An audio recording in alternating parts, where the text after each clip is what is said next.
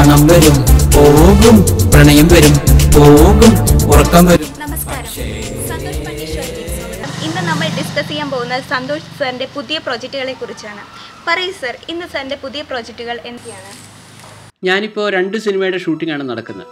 ഒന്ന് നീലിമ നല്ല കുട്ടിയാണ്, പിന്നെ ടിൻറ്റുമോൻ എന്ന കോടീശ്വരൻ. അതോടൊപ്പം തന്നെ സന്തോഷ് പണ്ഡിറ്റ് ഷോ എന്ന പരിപാടി നടക്കുന്നു. സർ, ഇപ്പോൾ സന്തോഷ് പണ്ഡിറ്റ് ഷോ കൊണ്ട് എന്താണ് ഉദ്ദേശിക്കുന്നത്? അതിപ്പോൾ വിവിധ വിഷയങ്ങളിൽ നമ്മൾ സംസാരിക്കുകയാണ് ഈ ഷോ കൊണ്ട് ഉദ്ദേശിക്കുന്നത്. ഞാൻ വിചാരിക്കുന്ന ഒരു കലാകാരന് സോഷ്യൽ കമ്മിറ്റ്മെൻറ്റ്, സാമൂഹ്യ പ്രതിബദ്ധത വേണം എന്നാണ് ഞാൻ ചിന്തിക്കുന്നത്. അപ്പോൾ അതുകൊണ്ട് തന്നെ നമ്മുടെ ചുറ്റുമുള്ള ഏത് വിഷയങ്ങളിലും നമ്മൾ സ്വാഭാവികമായിട്ടുള്ള ഒരു റിയാക്ഷൻ, നമ്മളുടെ പ്രതികരണം, അതേപോലെ തന്നെ വിമർശിക്കേണ്ടതിന് വിമർശിക്കുകയും നമ്മുടെ അഭിപ്രായങ്ങൾ പറയേണ്ടടുത്ത് നമ്മൾ പറയുകയും ചെയ്യണം എന്നാണ് ഞാൻ മനസ്സിലാക്കുന്നത്. അതുകൊണ്ടാണ് നിങ്ങൾക്ക് നോക്കി അറിയാൻ പറ്റും നമ്മളെ ഇപ്പോൾ സീക്രട്ട് ഓഫ് ഷവർമ ഉള്ള വിഷയങ്ങൾ. ഈ ഷവർമ ഉപയോഗിക്കുന്ന പലർക്കും അറിയില്ലായിരുന്നു ഈ ഷവർമ ഉപയോഗിക്കുന്നതുകൊണ്ട് എന്താ കുഴപ്പമൊന്നും. അതേപോലെ തന്നെ നമ്മുടെ നാട്ടിൽ ഭയങ്കര ഒരു കൊടുങ്കാറ്റായി വന്ന കിസ് ഓഫ് ലവ്, പിന്നെ തന്നെ മദ്യം നിർത്തിയതിനെക്കുറിച്ച്, ഈ ട്രഷറി പൂട്ടിപ്പോകുമെന്നുള്ള പ്രശ്നം, ഇങ്ങനെയുള്ള എല്ലാ വിഷയങ്ങളും നമ്മളതിൽ ചർച്ച ചെയ്യുന്നുണ്ട്. അതുപോലെ തന്നെ ഇന്ത്യൻ ക്രിക്കറ്റ് ടീമിൻ്റെ അവസ്ഥ, ക്യാപ്റ്റൻ ധോണി ടെസ്റ്റ് ക്രിക്കറ്റിൽ നിന്ന് വിരമിക്കുന്നതിന് തൊട്ട് മുമ്പ് തന്നെ നമ്മൾ ഈ വിഷയം നമ്മുടെ സന്തോഷ് പണ്ഡിറ്റ് ഷോയിൽ അവതരിപ്പിക്കുകയുണ്ടായി. ടെസ്റ്റിൽ ഒരു ക്യാപ്റ്റൻ എന്ന രീതിയിൽ അദ്ദേഹത്തിൻ്റെ പ്രകടനം അത്ര മികച്ചതല്ല എന്ന് നമ്മൾ പറഞ്ഞു. വെറും 23% മാത്രമേ അദ്ദേഹം വിജയിച്ചു. വ്യൂ മാത്രമല്ല, മറ്റു പലരുടെയും വ്യൂ ഉൾപ്പെടുത്തിയിട്ടുണ്ട്. നിങ്ങൾക്ക് നോക്കി അറിയാൻ പറ്റും. കിസ് ഓഫ് ലവും അതുപോലെ തന്നെ മദ്യം നിർത്തണം എന്നുള്ള വിഷയമൊക്കെ ജനങ്ങളുമായിട്ടാണ് ഞാൻ ഡിസ്കസ് ചെയ്തിരുന്നത്. സർ, 2014 സിനിമകളെ എങ്ങനെയാണ് വിലയിരുത്തുന്നത്? 2014 ആകെ 148 സിനിമ, എൻ്റെ 2 സിനിമ ഉണ്ടായിരുന്നു. 148 സിനിമയാണ് റിലീസായിരിക്കുന്നത്. കഴിഞ്ഞ വർഷം ഏറ്റവും കൂടുതൽ സിനിമ സംവിധാനം ചെയ്തിരിക്കുന്നത് 3 പേരാണ്. ഞാനും ജോഷി സാറും അക്കു അക്ബർ എന്ന് പറഞ്ഞ സംവിധായകനുമാണ്. ഞങ്ങളെല്ലാവരും ഈ 2 സിനിമയും മറ്റുള്ള സംവിധായകരെല്ലാം ഒരു സിനിമ വെച്ചും സംവിധാനം ചെയ്യുന്നു. 148 എൻ്റെ 2 സിനിമകളെ ഒന്ന് മാറ്റി നിർത്തുകയാണെങ്കിൽ എൻ്റെതിപ്പോൾ വ്യത്യസ്തമായ മാർക്കറ്റിംഗ് തന്ത്രങ്ങളാണ്. അപ്പോൾ അതുകൊണ്ട് അതിൻ്റെ ലാഭവും നഷ്ടവും നമ്മൾ പറയുന്നതിൽ വലിയ കാര്യമില്ല. അതേസമയം പൊതുവിൽ മലയാള സിനിമയെ സംബന്ധിച്ചിടത്തോളം 10 സിനിമകൾക്കാണ് മുതൽ മുടക്ക് തിരിച്ചിട്ടിരിക്കുന്നത്. ബാക്കി എല്ലാ സിനിമകളും പരാജയമാണ്. ഒരു സിനിമയ്ക്ക് ഒരു 4 കോടിയുടെ നഷ്ടം വെച്ച് കൂട്ടുകയാണെങ്കിൽ മിനിമം ഒരു 560 കോടി രൂപയുടെ നഷ്ടം മലയാള സിനിമയ്ക്ക് ഉണ്ടായി എന്നുള്ളതാണ് സത്യം. അപ്പോൾ ഇത്രയും വലിയൊരു നഷ്ടം സഹിച്ചുകൊണ്ടാണ് മലയാളം ഫിലിം ഇൻഡസ്ട്രി പോകുന്നത് എന്നുള്ളത് വളരെ വിഷമിക്കാവുന്ന കാര്യം. അല്ലെങ്കിൽ ഇപ്പോൾ ഇറങ്ങുന്ന എല്ലാ സിനിമയും 100 സ്വർണ്ണമെന്നില്ല. ഞാൻ പറയുന്നത് അറ്റ്ലീസ്റ്റ് ഒരു 40% സിനിമകളെങ്കിലും, ഒരു 50%, 40-50% ഹിറ്റാവുകയാണെങ്കിൽ നല്ലതാണ്. പിന്നെ ശരിക്കും പറഞ്ഞാൽ ഒരു കേരളം പോലത്തെ ഒരു ചെറിയ സംസ്ഥാനത്തിന് താങ്ങാവുന്നതിൻ്റെ അപ്പുറത്തേക്കാണ് ഇവിടുത്തെ സിനിമകൾ വരുന്നത്. ഇത്രയും സിനിമകളൊന്നും ഇവിടെ വരേണ്ട ഒരു ആവശ്യമില്ല. ശരിക്കും പറഞ്ഞാൽ നിങ്ങൾ തന്നെ ആലോചിച്ച് നോക്കുക, 40-50 സിനിമകൾ ഇറങ്ങിയാൽ മതി. ഇവിടെ വെറുതെ പല നടന്മാർക്ക് ഇവിടുത്തെ ചാനലുകാരൊരു തലയ്ക്കൊരു റൈറ്റ് ഇട്ട് കൊടുത്തിട്ടുണ്ട്, ഒരു സാറ്റലൈറ്റ് റൈറ്റ് ഉണ്ട്. അപ്പോൾ ആ സാറ്റലൈറ്റ് റൈറ്റ് കിട്ടാൻ വേണ്ടി വെറുതെ തട്ടിക്കൂട്ടി കുറേ സിനിമകൾ തട്ടിക്കൂട്ടി എടുക്കുകയാണ് ചെയ്യുന്നത്. അപ്പോൾ അങ്ങനെ വരുമ്പോൾ തന്നെ ആർക്കും ഇവിടെ തിയേറ്ററിൽ പടം ഓടണമെന്നൊന്നും പലർക്കും ഇല്ല. എങ്ങനെയെങ്കിലും സാറ്റലൈറ്റിൽ നിന്ന് ഇന്ന നടന്ന ഇത്ര പൈസ കിട്ടും. അപ്പോൾ ആ പൈസയ്ക്ക് വേണ്ടി മാത്രം സിനിമകൾ എടുക്കുന്നു, ആർക്കോ വേണ്ടി സിനിമ എടുക്കുന്നു. പലർക്കും ഇവിടെ തിയേറ്ററിൽ ഓടണം ഒരു നിർബന്ധമില്ല. ഈ തിയേറ്റർ തുറന്നു വെച്ച ആളുകൾ തിയേറ്റർ കൂട്ടിപ്പോകുന്നൊരവസ്ഥയാണ് ഉണ്ടാവുന്നത്. അപ്പോൾ തീർച്ചയായിട്ടും ഞാൻ വിചാരിക്കുന്ന മലയാള സിനിമ എന്ന് പറഞ്ഞാൽ ഇപ്പോൾ ഒരു മുങ്ങുന്ന കപ്പലായിട്ടാണ് പോയിക്കൊണ്ടിരിക്കുന്നത്. വർഷത്തിൽ ഒരിക്കൽ ഇറങ്ങുന്ന വിജയ് പടത്തിലോ വർഷത്തിൽ ഒരിക്കൽ ഇറങ്ങുന്ന സൂര്യ പടത്തിലോ പ്രതീക്ഷ അർപ്പിച്ചുകൊണ്ടാണ് മലയാള സിനിമ പോയിക്കൊണ്ടിരിക്കുന്നത്. മലയാള സിനിമയുടെ ഭാവിയെക്കുറിച്ച് താങ്കൾക്ക് എന്താണ് പറയുന്നത്? കഴിഞ്ഞ കുറേ കൊല്ലങ്ങളായിട്ട് ഇപ്പോൾ നമുക്കറിയാൻ പറ്റും, പരമാവധി പല തിയേറ്ററുകളും അടച്ചുപൂട്ടി പോകുന്നൊരവസ്ഥയുണ്ട്. അല്ലെങ്കിൽ തന്നെ 1500-ഓളം തിയേറ്ററുള്ള മലയാള സിനിമയിൽ ഇപ്പോൾ 500 തിയേറ്ററുകൾ മാത്രമേ ബാക്കിയുള്ളൂ. പ്രധാന പ്രശ്നം ഇതാണ്, പ്രേക്ഷകരുടെ കുറവല്ലാതെ അനുഭവപ്പെടുന്നുണ്ട്. പ്രധാനമായിട്ടും നമുക്ക് ഈ TV-യിലൂടെ സിനിമകൾ, പുതിയ പുതിയ സിനിമകളെല്ലാം കാണിക്കുന്നതുകൊണ്ട് തന്നെയാണ് പ്രധാന പ്രശ്നം. രണ്ടാമത്തെ വെറൈറ്റി ആയിട്ടുള്ള സിനിമകളുടെ കുറവ് ശരിക്കും വരുന്നുണ്ട്. പിന്നെ നമുക്ക് ഞാൻ അല്പം നേരത്തെ പറഞ്ഞ പോലെ ഈ താരങ്ങളുടെ തലയ്ക്ക് വരിയിട്ട് കൊണ്ടുള്ള ഒരു സാറ്റലൈറ്റ് സംവിധാനം വന്നപ്പോൾ തന്നെ ഈ സിനിമയുടെ ക്വാളിറ്റി തീരെ മോശമാവുകയും ആ ഒരു വെറൈറ്റി നഷ്ടപ്പെടുകയും ചെയ്തു. അപ്പോൾ അതൊക്കെ തന്നെ ജനങ്ങളെ തിയേറ്ററിലേക്ക് അത് വരാത്തൊരവസ്ഥയുണ്ടാക്കി. അപ്പോൾ എന്തായാലും TV-യിലൂടെ സിനിമ വരാൻ തുടങ്ങിയതാണ് കൂടുതൽ പ്രശ്നം ഉണ്ടാക്കുന്നത്. അതേപോലെ തന്നെ ഇൻ്റർനെറ്റിലൂടെ കൂടുതൽ സിനിമ കാണാൻ പറ്റുന്നു എന്നുള്ളതുകൊണ്ടും എല്ലാവരും നെറ്റിൽ എപ്പോഴാണ് അപ്ലോഡ് ആവുന്നത് അപ്പോൾ സിനിമ കാണാമെന്നുള്ളൊരവസ്ഥയുണ്ടാകും. അപ്പോൾ നമ്മൾ അതിനെയൊക്കെ മറികടന്നുകൊണ്ടുള്ള സിനിമാ സംവിധാനങ്ങൾ വേണ്ടിവരും. ഇതൊന്നും ഒരു തെറ്റല്ല. അതിനെ എങ്ങനെ മറികടന്ന് വേണം എന്ന് ചിന്തിക്കാം. പിന്നെ ഈ 148 248 സിനിമയിലേക്ക് ആവശ്യമുണ്ടോ എന്ന് കൂടെ ഒന്ന് ചിന്തിക്കുന്നത് നന്നായിരിക്കും. തീർച്ചയായിട്ടും ഈ മലയാള സിനിമ എന്ന് പറയുമ്പോൾ സംവിധാനം ചെയ്യാൻ നല്ലതാണ്, അഭിനയിക്കാൻ നല്ലതാണ്, ഒരിക്കലും പ്രൊഡ്യൂസ് ചെയ്യാൻ നല്ലതല്ല. കാരണം വെറുതെ പൈസ കളയാന്നുള്ളൊരു അവസ്ഥയിലേക്ക് മാറുന്നുണ്ട്. സർ, ഈ ന്യൂ ജനറേഷൻ സിനിമ കൊണ്ട് എന്താണ് ഉദ്ദേശിക്കുന്നത്? കുറച്ച് കാലമായിട്ട് മലയാളത്തിൽ പറഞ്ഞുകൊണ്ടിരിക്കുന്ന ഒരു കാര്യമാണ് new generation cinema, old generation cinema എന്നുള്ള സംഭവം. അതായത് അവരുദ്ദേശിക്കുന്നതാണ് പുതുതായിട്ട് വരുന്ന നടന്മാർ അഭിനയിക്കുന്ന സിനിമകളെ ന്യൂ ജനറേഷൻ സിനിമ എന്നും, അതേസമയം പഴയ ആളുകൾ അഭിനയിക്കുന്ന സിനിമയെ ഓൾഡ് ജനറേഷൻ സിനിമ എന്ന് പറഞ്ഞിട്ട് ഇങ്ങനെ തരംതിരിച്ചിട്ടുണ്ട്. ഞാൻ പറയുന്നത് ഇങ്ങനെയൊരു തരംതിരിവിൻ്റെ ആവശ്യമൊന്നുമില്ല. ശരിക്കും പറഞ്ഞാൽ തമിഴ് സിനിമയിൽ നിന്ന് അടിച്ചു മാറ്റിയ ഒരു ടേമാണ് ഈ ന്യൂ ജനറേഷൻ എന്നുള്ള ടേം. അതായത് തമിഴ്നാട്ടിൽ ഇങ്ങനത്തെ ഒരു സംഭവത്തിലല്ല പറയുന്നത്. അതായത് സബ്ജക്ട്സിന് പ്രാധാന്യമുള്ള, ദാറ്റ് ഈസ് ഹീറോയിസത്തിനൊന്നും അല്ല, സബ്ജക്ട്സിന് പ്രാധാന്യമുള്ള സിനിമകളെയാണ് ന്യൂ ജനറേഷൻ സിനിമ എന്ന് തമിഴ് സിനിമയിൽ പറയാറുള്ളത്. അതൊരു വെറൈറ്റി സിനിമകൾ, ദാറ്റ് ഈസ് ഉദ്ദേശിക്കുന്നത് ഇപ്പോൾ നമ്മുടെ മൈന അല്ലെ അങ്ങാടിത്തരു ഇതുപോലത്തെ സിനിമകളെയൊക്കെയാണ് നമ്മൾ സാധാരണ ന്യൂ ജനറേഷൻ സിനിമ എന്ന് പറയുന്നത്. അതേസമയം മലയാളത്തിൽ വന്നപ്പോൾ അതിൻ്റെ ഒരു അർത്ഥത്തിന് മാറ്റമുണ്ട്. ഇവിടെ യുവാക്കളായ നടന്മാരെല്ലാം ചെയ്യുന്ന ന്യൂ ജനറേഷൻ സിനിമയും കുറച്ച് പ്രായം കൂടിയ ആളുകൾ ചെയ്യുന്നതിനൊക്കെ ഓൾഡ് ജനറേഷൻ സിനിമ എന്ന് പറഞ്ഞ് ഇവിടെ മാറ്റം വരുത്തുക. അത് നമ്മുടെ ഇവിടുത്തെ വിമർശകരുടെ വിവരമില്ലായ്മ എന്നേ അതിനെപ്പറ്റി പറയാനുള്ളൂ. മാത്രമല്ല ഇവിടുത്തെ ന്യൂ ജനറേഷൻ സിനിമ എന്ന് പറഞ്ഞാൽ അതിൻ്റെ ഒരു സ്റ്റോറി പോലും അങ്ങനെ തന്നെയാണ്. നായകൻ എപ്പോഴും ട്രൗസർ കൊണ്ട് നടക്കണം, ലാപ്ടോപ്പ് കയ്യിൽ വേണം. ഈ ഒരു ജെൻസിൽപ്പെട്ട സിനിമകളെയാണ് അവർ ന്യൂ ജനറേഷൻ സിനിമ എന്ന് പറയുന്നത്. അതിൽ കുറേ ചീത്തയും തെറിയും ഉണ്ടാവും, കുടുംബസമേതം സിനിമ കാണാൻ പറ്റില്ല, എല്ലാം ഒരു തെറ്റ് ചെയ്യാമെന്ന് രക്ഷപ്പെടും. ഇതാണ് ഇവിടുത്തെ ന്യൂ ജനറേഷൻ സിനിമ എന്നാണ് ഉദ്ദേശിക്കുന്നത്. എന്തെങ്കിലും തെറ്റിൽ നിന്ന് രക്ഷപ്പെടുന്നതിനെയാണ് ന്യൂ ജനറേഷൻ സിനിമയായിട്ട് ഇവിടെ കണക്കാക്കുന്നത്. തീർച്ചയായിട്ടും ഇത് മാറ്റേണ്ടതാണ്. പുതിയ സബ്ജക്ട്സിന് പ്രാധാന്യമുള്ള സിനിമയാണ് ന്യൂ ജനറേഷൻ സിനിമ. നീലിമ നല്ല കുട്ടിയാണ് എന്നത് ഒരു നോവലല്ലേ സർ? അത് സിനിമയിലേക്ക് ആക്കുമ്പോൾ അതൊരു വെല്ലുവിളിയല്ലേ താങ്കൾ നേരിടുന്ന? അത് എങ്ങനെയാണ് കാണുന്നത്? നീലിമ നല്ല കുട്ടിയാണ് എന്നത് ഞാൻ മംഗളം വാരികയിൽ എഴുതിയ ഒരു നോവലാണ്. തീർച്ചയായിട്ടും അത് ഭയങ്കര ഹിറ്റായിരുന്നു. എല്ലാവരും ആ നോവൽ വന്ന സമയത്ത് തന്നെ പലരും എന്നോട് പറയുമായിരുന്നു, സാർ അതൊരു സിനിമയാക്കണം എന്നൊക്കെ ഒരു അഭിപ്രായം ഉണ്ടായിരുന്നു. പിന്നെ അതിൽ നായകനൊരു വില്ലനാണ്. അപ്പം ഞാൻ വിചാരിച്ചു വെറുതെ വില്ലനായിട്ടുള്ള ഇമേജ് കളയേണ്ടതൊക്കെ ആയിരുന്നു. പിന്നെ ഞാൻ വിചാരിച്ചു നമ്മൾ അങ്ങനെ ചിന്തിക്കേണ്ട ആവശ്യമൊന്നുമില്ലല്ലോ, ഒരു ആർട്ടിസ്റ്റ് ഏത് തരം റോളുകളും ചെയ്യേണ്ടതാണ്. അപ്പോൾ അതുകൊണ്ട് തന്നെ ഞാനതിൽ അഭിനയിക്കാനും അത് ഇത്രയും ജനസമ്മതി നേടിയ നിലയ്ക്ക് അത് സിനിമയാക്കിയാൽ തീർച്ചയായിട്ടും നല്ലൊരു മെസ്സേജുള്ളൊരു സിനിമയാണ്. അത് തീർച്ചയായിട്ടും അത് ഗുണം ചെയ്യുമെന്ന് ഞാൻ വിചാരിക്കുന്നു. അതിൽ ഡബിൾ റോളാണ് ഞാൻ വരുന്നത്. അനിരുദ്ധ് എന്ന വില്ലനായിട്ടും ചിരഞ്ജീവി IPS എന്ന നായകനുമായിട്ട് ഡബിൾ റോളിലാണ് വരുന്നത്. ആക്ച്വലി ഈ രണ്ടുപേരെക്കാട്ടും റോള് നീലിമയ്ക്കാണ്. നീലിമയാണ് അതിലെ മെയിൻ നായിക. നീലിമ നല്ല കുട്ടിയാണ് എന്ന സിനിമയുടെ സന്ദേശം എന്താണ്?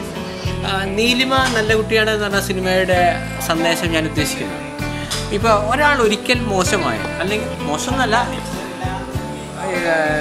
സൊസൈറ്റിക്ക് ആക്സെപ്റ്റ് ചെയ്യാൻ പറ്റുന്ന രീതിയിലല്ല ആ വ്യക്തിയുടെ ചില പ്രകടനം വ്യക്തി. അപ്പോൾ സപ്പോസ് ഇപ്പോൾ കൂടുതൽ മദ്യപാനായ ഒരാളുടെ മകൻ പോകുമ്പോൾ, ഒരു കുടിയൻ്റെ മകൻ പോകുന്നു, സാഹചര്യത്തിൻ്റെ സമ്മർദ്ദം കൊണ്ട് പോലും ഒരു സ്ത്രീ ഇപ്പോൾ ഒരു വേശ്യയായിപ്പോയി, ആ സ്ത്രീ പിന്നീട് നല്ല രീതിയിൽ ജീവിക്കുകയും ആ പെൺകുട്ടിയെ കല്യാണം കഴിച്ച് ആ പെൺകുട്ടിയുടെ മക്കളൊക്കെ ആ മക്കൾ പോകുമ്പോൾ പറയും വേശ്യയുടെ മകനതാ പോകുന്നു, മകളതാ പോകുന്നു. ദാറ്റ് ഈസ് ഒരിക്കൽ മോശം എന്ന് പറയുന്ന സൊസൈറ്റി ആ ട്രെൻഡിലേക്ക് വരുമ്പോൾ ജീവിതകാലം മുഴുവൻ അവരെ ആ ഒരു പേര് ഉത്തരവുത്തപ്പെടും. ഈ ഒരു സിറ്റുവേഷനാണ് ഇതൊരു സാമൂഹ്യ മനഃശാസ്ത്രമാണ്.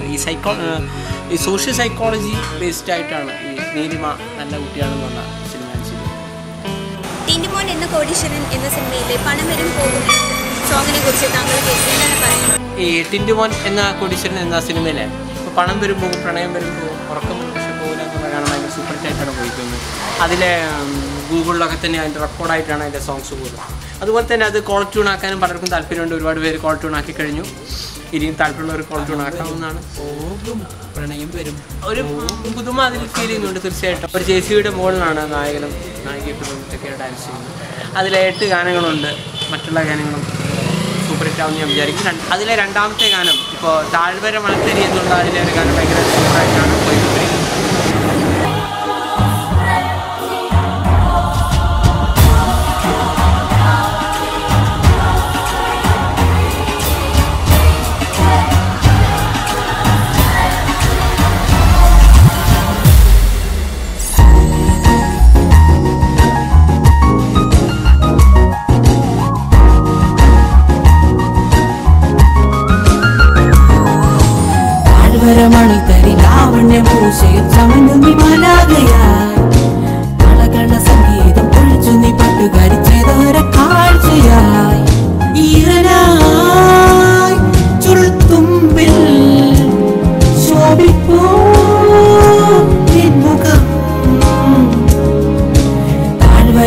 തരി ലാവണ്യമൂശയിൽ ചമഞ്ഞുകി മാലാകയായി.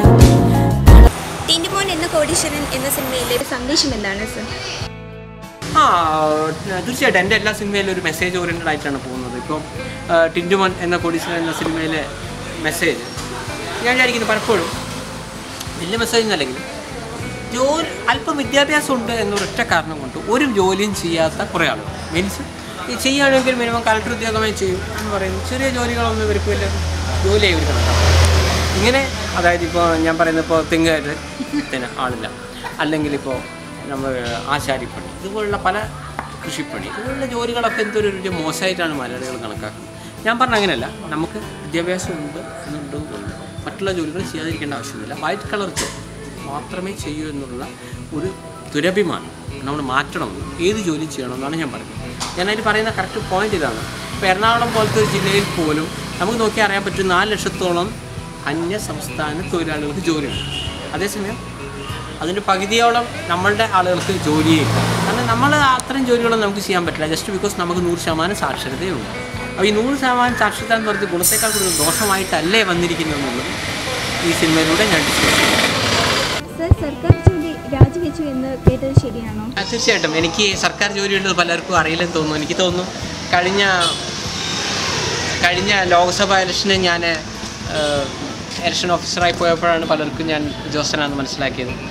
സത്യം പറഞ്ഞാൽ നമ്മളിപ്പോൾ ക്യാമറ വെച്ച് എല്ലാ കാര്യങ്ങളും നമ്മൾ ചെയ്യുന്നു, 5 ലക്ഷത്തിന് ചെയ്യുന്നു എന്നൊക്കെ പറയുമ്പോൾ ഒരു 10-250 ആളുകളുടെ ജോലി ഒറ്റയ്ക്ക് ചെയ്യാമെന്ന് പറയുമ്പോൾ ദാറ്റ് ഈസ് വെരി ടഫ്.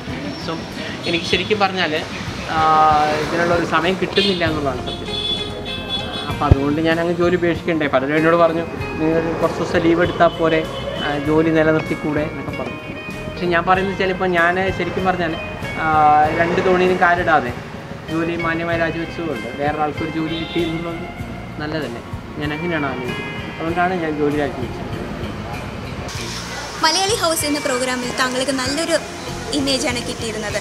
അതിൽ പങ്കെടുത്ത മറ്റു ചില ഇൻ്റർവ്യൂസിൽ പറയുകയുണ്ടായി അവർ ചെയ്ത നല്ല കാര്യങ്ങളൊന്നും കണ്ടില്ല എന്നത്. അതിനെക്കുറിച്ച് താങ്കളുടെ അഭിപ്രായം എന്താണ്?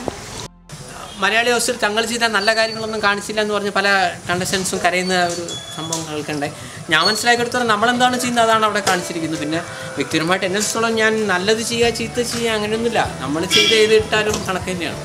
ഈ നല്ലതും ചീത്തയും ചെയ്യുന്നവർക്കാണല്ലോ നല്ലത് ഇട്ടില്ല ചീത്ത ഇട്ടില്ല എന്നുള്ള വിഷമം വരുന്നത്. ഞാൻ മനസ്സിലാക്കിയത്തോളം ഞങ്ങൾ എന്താണ് ചെയ്തത് അത് അവർ ഇട്ടിട്ടുണ്ട്. അതിൽ വേറെ പ്രശ്നമൊന്നുമില്ല. പിന്നെ എന്തെങ്കിലുമൊക്കെ നല്ല ചെയ്താലല്ലേ അവിടെ ഇടാനുള്ളൂ. അവിടെ ഒരു 100 കാര്യം നടന്നിട്ടുണ്ടെങ്കിൽ 98 മോശവും 2 നല്ലതും. അത് 2 നല്ലത് അവരിട്ടിട്ടുണ്ടെന്ന് തന്നെയാണ് ഞാൻ മനസ്സിലാക്കുന്നത്. ആർക്ക് കൂടുതലും ആരാധികമാരാണെന്ന് കേട്ടിട്ടുണ്ടായിരുന്നു. അതിനെക്കുറിച്ച് താങ്കൾക്ക് എന്താണ് പറയാനുള്ളത്? എനിക്കിപ്പോൾ മലയാളി ഹൗസ് പരിപാടിക്ക് ശേഷമാണെന്ന് തോന്നുന്നു സ്ത്രീകളായ ആരാധികമാരുടെ എണ്ണം വളരെ കൂടിയിരിക്കുകയാണ്. ഇപ്പോൾ ട്രെയിനിൽ പോവുകയാണെങ്കിലും ബസ്സിൽ പോവുകയാണെങ്കിലും ഒക്കെ നമുക്കിത് ഫീൽ ചെയ്യാൻ സാധിക്കുന്നുണ്ട്. വേറെ ഒരു നടൻ്റെയും ഫോൺ നമ്പർ നമ്മുടെ കയ്യിലില്ല, വേറൊരു നടിമാരുടെയും ഫോൺ നമ്പർ അതിൽ സംവിധായകരുതില്ല. പലർക്കും പേടിയാണ്, കാരണം അവരുടെ സിനിമ മോശമായി കഴിഞ്ഞാൽ ആളുകൾ വിമർശിക്കുമെന്നൊന്ന് പേടിച്ചിട്ടാണ്. പക്ഷേ വ്യക്തിപരമായിട്ട് എനിക്കകത്ത് പേടിയൊന്നുമില്ല. ഞാൻ വിചാരിക്കുന്നത് വെച്ച് കഴിഞ്ഞാൽ നമ്മൾ ചെയ്യുന്ന ഒരു കാര്യം ലോകത്തെല്ലാവരും ഇഷ്ടപ്പെടണം എന്നുള്ള അഭിപ്രായം എനിക്കില്ല. നല്ലതായാലും ചീത്തയായാലും അവരുടെ അഭിപ്രായങ്ങൾ അറിയണമെന്ന് ഐ വാണ്ട് ടു ഇമ്പ്രൂവ്. എനിക്ക് കൂടുതൽ മെച്ചപ്പെടണമെന്ന് ആഗ്രഹമുണ്ട്. സോ ആരാധകന്മാരായാലും വളരെ വരും. സന്തോഷ് സർ കൂടുതൽ ഉയരങ്ങൾ കീഴടക്കട്ടെ എന്ന് ആശംസിക്കും. കൂടാതെ അദ്ദേഹത്തിന് വേണ്ടി പ്രാർത്ഥിക്കാം. അടുത്ത ആഴ്ച ഒരു കിടിലൻ സബ്ജക്റ്റുമായി സന്തോഷ് പണ്ഡിറ്റ് ഷോ കാണാൻ മറക്കല്ലേ.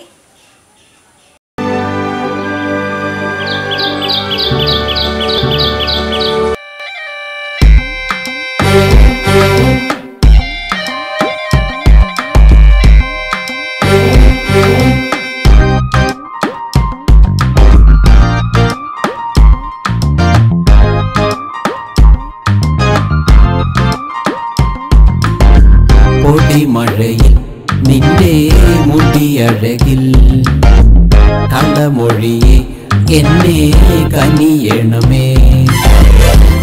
കാലമൊക്കെയും കാത്തു നിന്നു കാമിയായി തുള്ളൽ പാട്ടും കിളിപ്പാട്ടും കൃഷ്ണപാട്ടും പാടിയാൻ പൊടിമഴയിൽ നിന്റെ മുടിയഴകിൽ കള്ളമൊഴിയെ എന്നെ കനിയണമേ.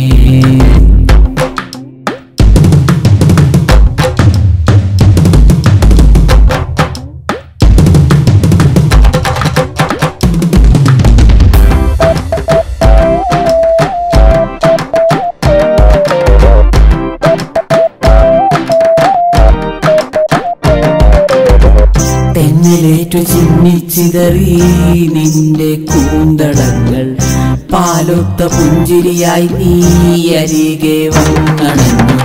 തെന്നലേറ്റു ചിന്നിച്ചിതറി നിന്റെ കൂന്തളങ്ങൾ പാലൊത്ത പുഞ്ചിരിയായി നീ അരികെ വന്നണഞ്ഞു. നീ തൊട്ട തെന്നലേറ്റാൽ നരകവും സ്വർഗമാകും.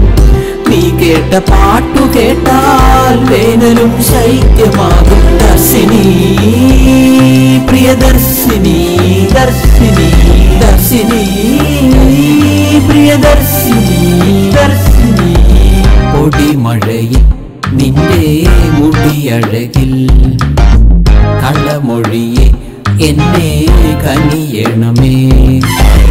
ഒരു കാലമൊക്കെയും കാത്തു നിന്നു കാമിയായി തുള്ളൽ പാട്ടും കിള്ളിപ്പാട്ടും കൃഷ്ണപാട്ടും പാടി ഞാൻ.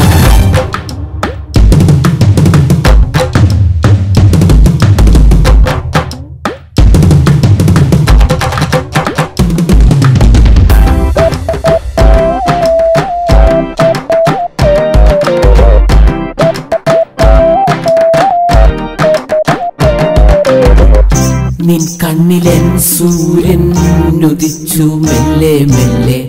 നിൻ കാതിലെൻ ഗാനം തഴുകി മെല്ലെ മെല്ലെ. നിൻ കണ്ണിലെൻ സൂര്യൻ ഉദിച്ചു മെല്ലെ മെല്ലെ. നിൻ കാതിലെൻ ഗാനം തഴുകി മെല്ലെ മെല്ലെ. പൂങ്കാറ്റ് ചൊല്ലിടാമോ എന്നെ ഈ പ്രണയം? മേഘമേ ചൊല്ലിടാമോ എന്റെ ഈ പ്രണയം? ദർശിനി പ്രിയദർശിനി ദർശിനി ദർശിനി പ്രിയദർശിനി ദർശിനി. പൊടിമഴയിൽ നിന്റെ മുടിയഴകിൽ കള്ളമൊഴിയെ എന്നെ കനിയണമേ. ഒരു കാലമൊക്കെയും കാത്തു നിന്നു കാമിയായി തുള്ളൽ പാട്ടും കിള്ളിപ്പാട്ടും കൃഷ്ണപാട്ടും പാടി ഞാൻ. പൊടിമഴയിൽ നിന്റെ മുടിയഴകിൽ കള്ളമൊഴിയെ എന്നെ കനിയണമേ.